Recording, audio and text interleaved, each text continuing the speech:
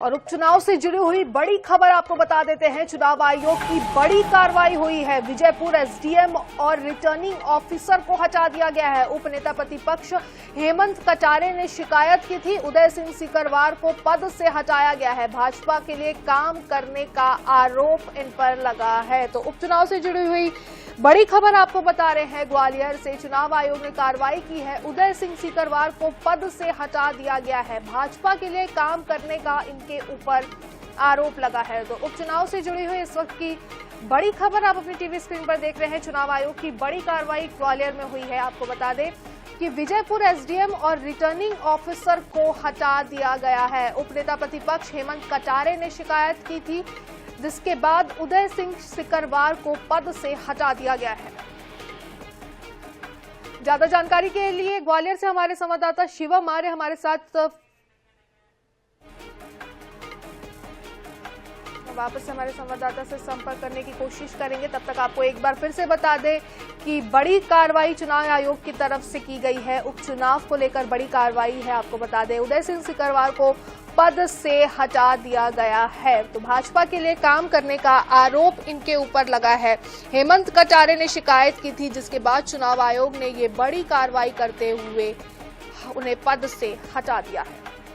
तो विजयपुर एसडीएम और returning officer को हटा दिया गया है। उपनेता प्रतिपक्ष हेमंत कटारे ने इस पूरे मामले की शिकायत की थी। उदय सिंह सिकरवार को पद से हटा दिया गया है।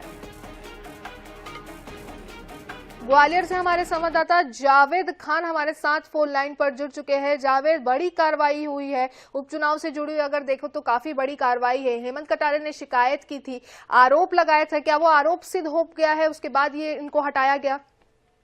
जी बिल्कुल, ये श्योपुर जिले के विजयपुर में उपचुनाव है 13 नवंबर को। इसमें जो नेता प्रतिपक्ष हैं हेमंत कटारे, उन्होंने जो विजयपुर के एसडीएम और रिटर्निंग ऑफिसर हैं उदय सिंह सिकरवार, उनके खिलाफ शिकायत की थी। और उनका खुला उसमें लिखित शिकायत में आरोप था कि वो सरकारी पद पर रहते हुए एक सत्तारूढ़ पार्टी के लिए काम कर रहे हैं। ये शिकायतों की चुनाव आयोग ने जांच कराई और उसके बाद उनको उनके पद से हटा दिया गया। और जो आरोप उन पर लगाए गए थे वो गंभीर आरोप थे, उनको तथ्य सही पाए गए। और साथ ही चुनाव आयोग ने देखा कि जो एसडीएम नियुक्त किया गया था उनको कुछ दिन पहले ही, चुनाव से पहले ही, तो वो कहीं ना कहीं सत्तारूढ़ दल को फायदा पहुंचा रहे थे।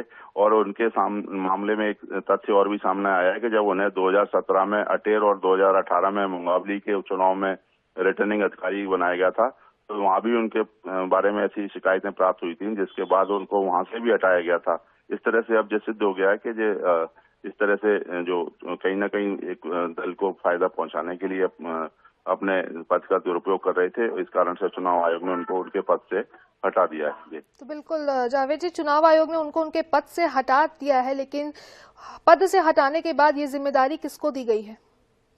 जी बिल्कुल, अभी कोई नई नियुक्ति नहीं हुई है, लेकिन अभी चुनाव आयोग पैनल मांगता है, उसके आधार पर आज ही उसकी कोई नया एसडीएम की नियुक्ति कर दी जाएगी।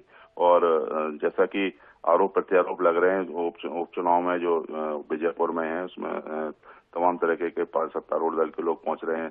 अभी एक शिकायत जो जीतू पटवारी के खिलाफ भी हुई है, उसमें हाईकोर्ट में भी शिकायत की गई थी।